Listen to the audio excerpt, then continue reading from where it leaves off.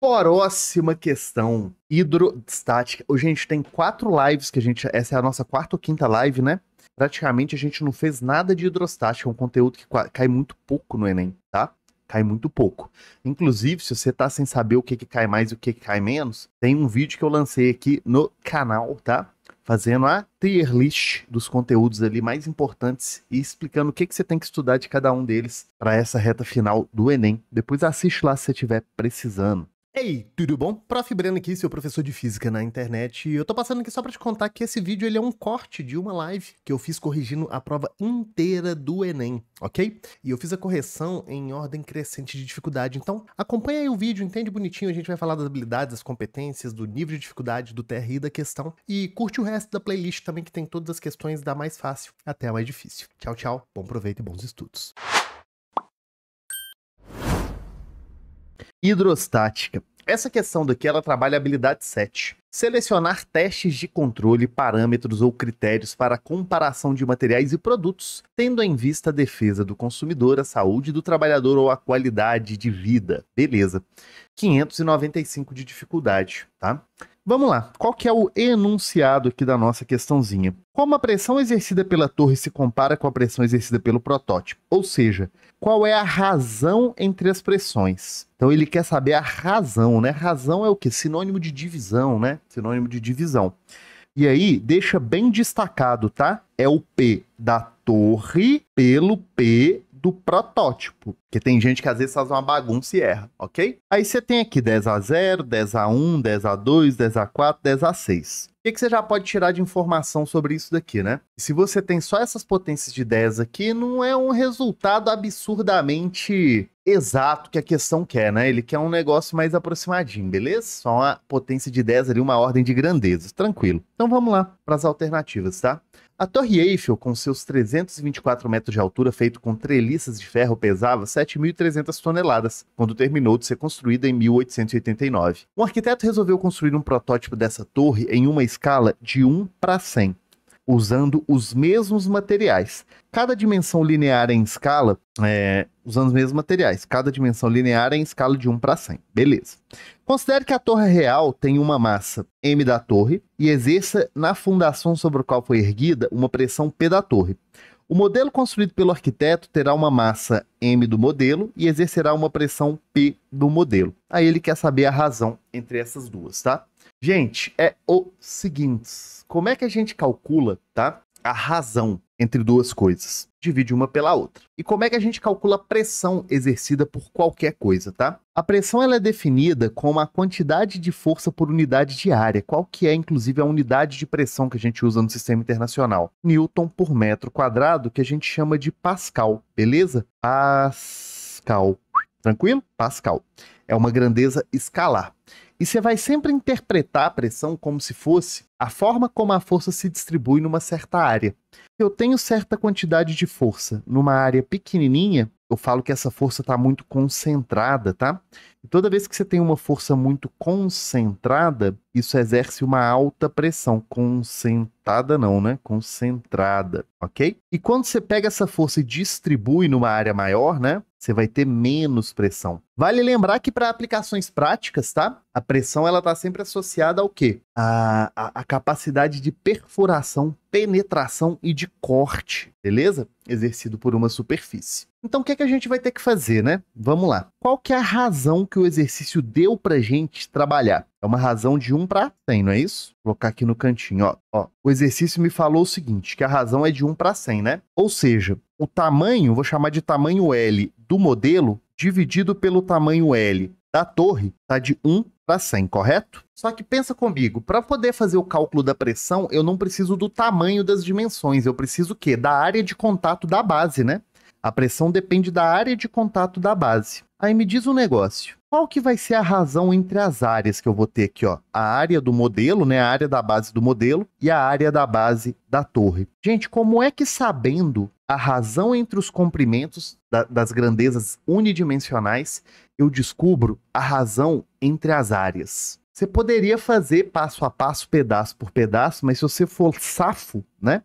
Você vai fazer o seguinte, bem, Daqui para cá, ó, é só eu elevar ao quadrado, não é isso? Então, se a razão entre os comprimentos é de 1 para 100, a razão entre as áreas é de 1 para 100 ao quadrado, né? 1 ao quadrado dividido por 100 ao quadrado. Isso é de boa para todo mundo? Todo mundo concorda com essa montagem que eu estou fazendo? Então, eu vou colocar 1 para 10 à quarta. Me dá um ok no chat aí para ver se isso é tranquilo para vocês. E se a razão entre as áreas é desse jeito, qual que vai ser a razão entre os volumes, tá? Se os comprimentos, né, trazem para a gente uma proporção de primeiro grau, os volumes trazem uma proporção de terceiro, não é isso? Então seria 1 ao cubo por 100 ao cubo, né? Isso vai dar para a gente uma relação de 1 para 10 elevado à sexta. Breno, por que você está fazendo isso? Porque para calcular a pressão, eu vou precisar saber a relação entre as áreas e eu vou precisar saber a relação entre os volumes para poder saber qual que é a massa da minha torre modelo. E a partir dessa massa, eu consigo descobrir quanto que ela vai exercer de força-peso ali, tá? Beleza? Então me dá um ok no chat aí se essa primeira parte aqui tá tranquilo. Aqui eu usei uma proporção ao cubo, tá? Gente, não tem problema se você fez essa resolução de outro jeito, passo a passo, tá? Aqui eu vou te mostrar a forma que eu gostaria que vocês treinassem para poder o quê? Para poder resolver às vezes de uma forma mais rápida, beleza? Márcio, o que eu disse é o seguinte, se a relação entre os comprimentos é de 1 para 100, 1 para 10 ao quadrado, a relação entre as áreas é só você elevar essa mesma relação ao quadrado. Por quê? Se você pegar, por exemplo, um retângulo, né? Ele não é base vezes altura para você descobrir a área dele. Então você tem uma relação quadrática. A relação entre comprimentos é a relação entre medidas em metro. A relação entre as áreas é metro quadrado. A relação entre os volumes é metro cúbico. Então daqui para cá é só elevar ao quadrado. Beleza? João, a densidade é a mesma, tá? Ele fala isso em alguma parte aqui do enunciado. Cadê? Deixa eu ver.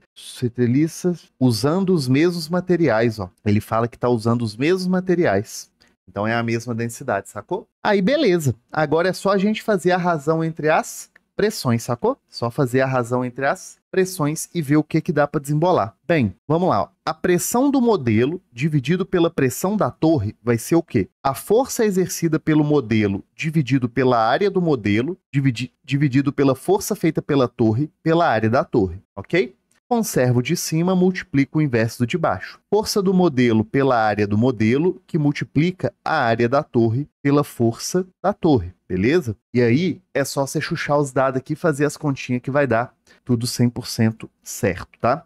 Lembrando o seguinte, que a força exercida nesse contexto é quem? Na área de contato. É o próprio peso da torre, né? A força exercida é o peso, que é a massa dela vezes a gravidade. Tranquilo? Então, como é que vai ficar isso daqui? Bem, a força vai ser, né? A massa do modelo vezes a gravidade dividido pela área do modelo multiplicado pela área da torre vezes a massa da torre pela gravidade. Só que aí você fala, Breno, eu não tenho essas massas, pelo amor de Deus. Pois é, mas você tem o quê? A relação entre os volumes, né? Você pode fazer aquele Paranauê clássico de trocar massa por densidade vezes volume, tá? Ficaria assim, ó. Densidade do modelo vezes o volume do modelo vezes a gravidade vezes a área da torre dividido pela área do modelo vezes a densidade da torre vezes o volume da torre vezes a gravidade. E agora você faz a continha. Se você já tinha sacado que a relação entre as massas ia ser igual à relação entre os volumes, você já ganhava um tempo, sacou? Já ganhava um tempo. Mas aqui você vai cortar as densidades, que são iguais para todo mundo, vai cortar as gravidades, né? E você chega na relação final, e você tem que fazer a continha aqui. Como é que vai ficar isso daqui, então? Vamos lá. Vamos pegar os dados que a gente tem aqui e desembolar, né? Catinha de fazer a conta, tá? Catinha, né? Vai ficar assim, ó. Vai ficar o volume da torre, né? Eu falo que é 10 a 6 e o volume do modelo eu falo que é 1, beleza? Então o volume do modelo aqui vai ficar quanto? Em cima, na verdade, é o volume de quem? Deixa eu ver. Eu acho que eu inverti um valor aqui. Deixa eu achar qual que foi. Ou não, volume do modelo em cima, força do modelo, peso da prótese, beleza. Ô, gente, eu falei com vocês para anotar aqui no início para não confundir na hora de fazer a divisão, né? Aí o que eu fiz? Troquei a divisão. Esse é o prof de vocês. Perdão, errei, fui moleque. Mas nesse caso, como eu notei aqui que tá trocado, a gente faz a conta desse jeito e depois só desvira, tá? Só desvira.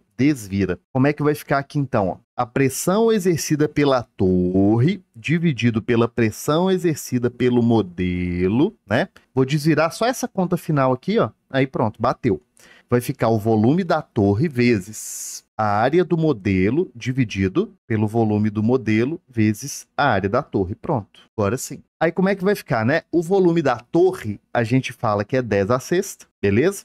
O volume do modelo é 1, a área do modelo é 1, a área da torre é 10 a quarta. Tranquilo? Pam, pam, pam. 10 a sexta por 10 a quarta, a gente acha que isso daqui dá 10 ao quadrado. 10 ao quadrado. Tem no gabarito? Tem no gabarito. Por sorte, se você invertesse ali na hora de resolver igual eu inverti, não daria problema. Por quê? Porque o inverso disso daqui seria 10 a menos 2 e nem tem isso aí no gabarito, tá? Nem tem isso daí no gabarito. Gente, acredite, essa questão não foi considerada uma questão difícil na prova, tá? Difícil na prova. Ela teve 40% de taxa de acerto, mas eu tenho uma hipótese de por que muita gente acertou. Mesmo que para resolver ela precisasse fazer muita conta, tá? A minha hipótese é que a galera já emocionou nesse 10 a 100 aqui, ó. Nesse 1%. Beleza? Ô Grace, não, porque essa pressão ela é a pressão exercida por uma coluna de fluido, tá? Por uma coluna de fluido. Coincidentemente, daria o mesmo resultado, mas não é para isso que essa expressão